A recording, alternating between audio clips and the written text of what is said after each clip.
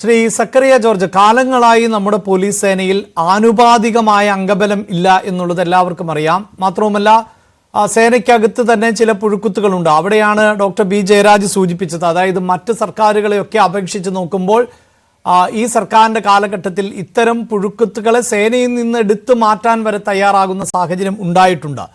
പക്ഷേ അതങ്ങനെ വളരെ പെട്ടെന്നൊന്നും ചെയ്യാവുന്ന ഒന്നല്ല. സർവീസിൽ കയറിയ ഉദ്യോഗസ്ഥരെയൊക്കെ പിരിച്ചുവിടുമ്പോഴും അന്വേഷണ വിധേയമായി മാറ്റി നിർത്തുമ്പോഴും ഒക്കെ ഒട്ടേറെ സാങ്കേതികമായ നടപടിക്രമങ്ങൾ പാലിക്കപ്പെടേണ്ടതുണ്ട്. ഇങ്ങനെ ഒരു ക്ലീനിങ് പ്രോസസ് സേനയിൽ നടക്കുന്നുണ്ട്. അതിനിടയിലാണ് ഇത്തരം സംഭവങ്ങൾ.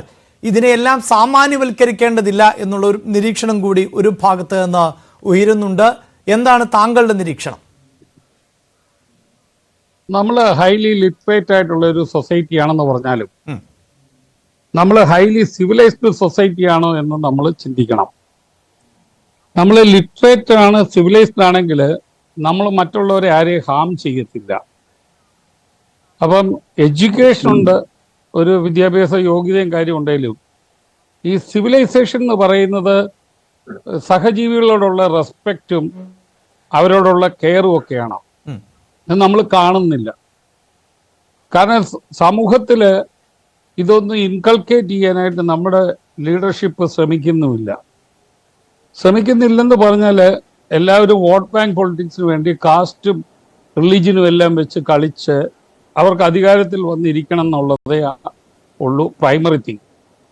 അവർ ക്വാളിറ്റി ഓഫ് ലൈഫ് ഇമ്പ്രൂവ് ചെയ്യാൻ വേണ്ടിയിട്ട് ഒരു കാര്യവും ഇവിടെ നടക്കുന്നില്ല. നമ്മൾ കണ്ടു കലോത്സവത്തിൽ തല്ലുന്നത്, അത് ഏത് പാർട്ടി ആയിക്കോട്ടെ, മനുഷ്യജീവിയാണ് ഇട്ട് അടിക്കുന്നത്. എനിക്ക് രാഷ്ട്രീയത്തിനായിട്ട് അതിനകത്ത് ഒരു കാര്യം പറയുന്നില്ല. പക്ഷെ നമ്മുടെ കുഞ്ഞുങ്ങൾ ഇങ്ങനെയൊക്കെ പെരുമാറുമ്പോൾ ഇവർ ഭാവിയിൽ വരുമ്പോൾ ഇവരെന്താകും? ഒരു നല്ല ശിക്ഷണത്തിൽ വളരുന്ന, നല്ല അധ്യാപകന്റെ ശിക്ഷണത്തിൽ വരുന്ന, മാതാപിതാക്കളുടെ അധ്യാപകന്റെ ശിക്ഷണത്തിൽ വരുന്ന ഒരാളെ നുള്ളി നോക്കുക പോലും ചെയ്യത്തില്ല. കാര്യം ആരെ ഹർട്ട് ചെയ്യണമെന്ന് ആഗ്രഹമില്ല, അവർക്ക് ജീവിക്കണം. അതുപോലെ അവർ ലീവ് ആൻഡ് ലെറ്റ് ലീവും ചിന്തിക്കുന്നുണ്ട്. നമ്മുടെ സമൂഹത്തിൽ അങ്ങനെ ആണോ? ഇവിടെ കുറെ പേര് ജോലി ചെയ്യാതെ ജീവിക്കാൻ വേണ്ടി രാഷ്ട്രീയ അഭയം തേടുന്നു. അവിടെ ഒരു ജോലിയും ചെയ്യുന്നില്ല. രാവിലെ എന്ത് ചെയ്യുന്നു?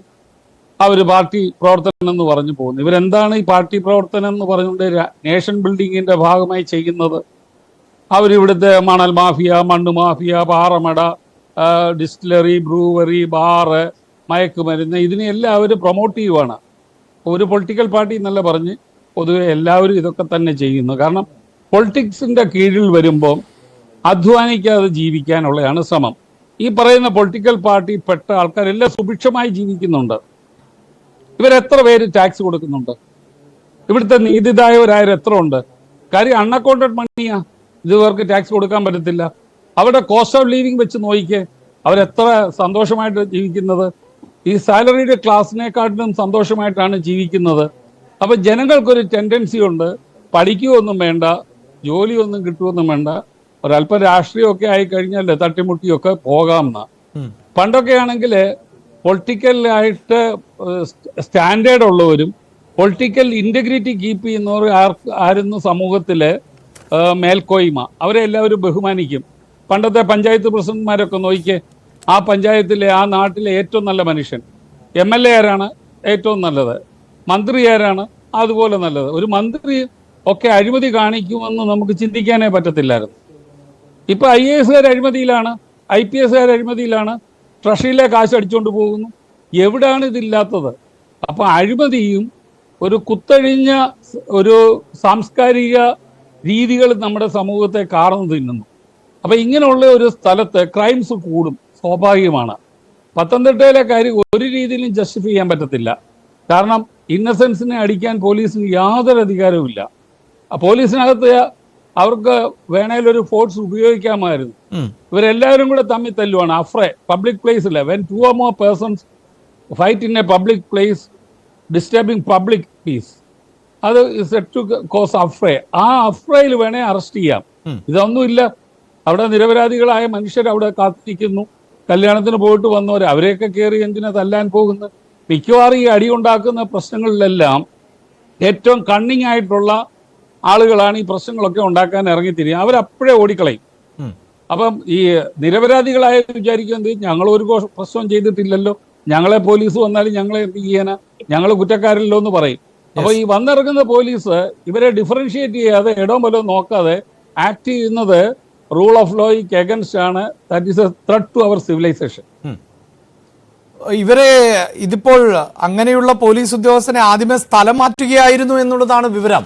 അതിനുശേഷം ആണ് പിന്നീട് ഇപ്പോൾ സസ്പെൻഷനിലായിട്ടുള്ളത് എന്നാണ് അറിയാൻ സാധിക്കുന്നത്. അപ്പോൾ ഇങ്ങനെ ഒരു വിഷയം ഉണ്ടാകുമ്പോൾ പോലും കൃത്യമായ നടപടി എടുക്കുന്നു എന്ന് നമുക്ക് പറയാൻ സാധിക്കുമോ? അവിടെ പ്രാദേശികമായ വലിയ വിയോജിപ്പുണ്ടായി, മറ്റു പൊളിറ്റിക്കൽ പാർട്ടികൾ അടക്കം അവിടെ പ്രതിഷേധം നടത്തി എന്നാണ് നമുക്ക് മനസ്സിലാക്കുന്നത്. അതിൻ്റെ അടിസ്ഥാനത്തിലാണ് ഇപ്പോൾ സസ്പെൻഷനിലായിട്ടുള്ളത്, അതായത് SIയും മറ്റ് 2 പോലീസ് ഉദ്യോഗസ്ഥരും എന്നാണ് അറിയാൻ സാധിക്കുന്നത്. അപ്പോൾ ഈ കുറ്റം ചെയ്യുന്നവരെ കൃത്യമായി നിയമവിധേയമാക്കുക അല്ലെങ്കിൽ ശിക്ഷകൾക്ക് വിധേയമാക്കുന്ന ഒരു സംവിധാനം ഇപ്പോൾ ഉണ്ട് എന്ന് കൂടി താങ്കൾക്ക് അഭിപ്രായമുണ്ടോ? പലപ്പോഴും കുറ്റം ചെയ്യുന്ന ആൾക്കാരെ അവരുടെ രാഷ്ട്രീയ ബന്ധം കൊണ്ട് അവർ സെക്രട്ടേറിയറ്റിൽ അവിടെ നോട്ട് എഴുതി കള്ളത്തരമെല്ലാം എഴുതി അവരെ രക്ഷിക്കും. എവിടെയെങ്കിലും സത്യസന്ധനായ ഒരു ഉദ്യോഗസ്ഥനുണ്ടെങ്കിൽ അവനെ അവിടെ ഇട്ട് കഷ്ടപ്പെടുത്തും. ഇത് മാറിയേ പറ്റുള്ളൂ.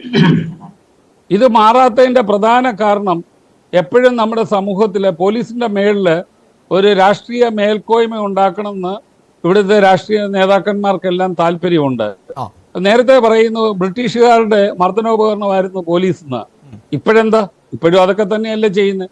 ബ്രിട്ടീഷുകാർ പോയി, ബ്രിട്ടീഷ് മൈൻഡ് സെറ്റ് ഉള്ളവര് പിന്നെ ജനത്തിന്റെ മേളിൽ അധികാരം സ്ഥാപിച്ചെടുത്ത് അവർ ഭരിച്ച് അടിച്ചമർത്തി അവർ പോകുന്നു. ഇപ്പൊ നമുക്കറിയാം, ഇപ്പൊ കിഫ്ബിയുടെ ടോള് വരുന്നു, ഇപ്പൊ സ്വാഭാവികമായിട്ട് സമരം വരും. അതിനകത്തെല്ലാം പാവപ്പെട്ട സമരത്തിൽ പങ്കെടുക്കുന്നവരെ അല്ലെങ്കിൽ വഴിയെ പോകുന്നവരെ എല്ലാം അവർ തല്ലും, തലയെല്ലാം തല്ലിപ്പൊട്ടിക്കും. ഇതിപ്പോ മർദ്ദനോപകരണമായിട്ടാണ് പോലീസിനെ നമ്മളെ സിസ്റ്റം ചെയ്യുന്നത്. പോലീസ് സെർവ് ചെയ്യണം, ടു സെർവ് ആൻഡ് പ്രൊട്ടക്റ്റ് ആണ്. ജനങ്ങളോട് വളരെ ഹൃദ്യമായി പെരുമാറിയിട്ട് കേരള പോലീസാണ് കേരളത്തിലെ ഏറ്റവും ഹൃദയമുള്ള മനുഷ്യരെന്ന് തെളിയിക്കാനാണ് കമ്മ്യൂണിറ്റി പോലീസിംഗ് കൊണ്ടുവന്നത്. എന്തുകൊണ്ടോ ഇവർക്ക് ആർക്കും താല്പര്യമില്ല. കമ്മ്യൂണിറ്റി പോലീസിംഗ് വഴി ഈ ഇവിടുത്തെ ജനതയുമായിട്ട് വളരെ ഹൃദയബന്ധം ഉണ്ടായി.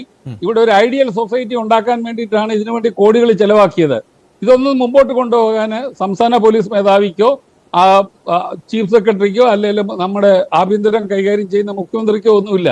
ഈ വക ഇഷ്യൂവിൽ സത്യത്തിൽ പറയേണ്ടത് ഈ പാനലിൽ ഇരുന്ന് സംസാരിക്കാതെ ഈ മുഖ്യമന്ത്രിയെയും സംസ്ഥാന പോലീസ് മേധാവിയും ചീഫ് സെക്രട്ടറിയും വിളിച്ചിരുത്തണം.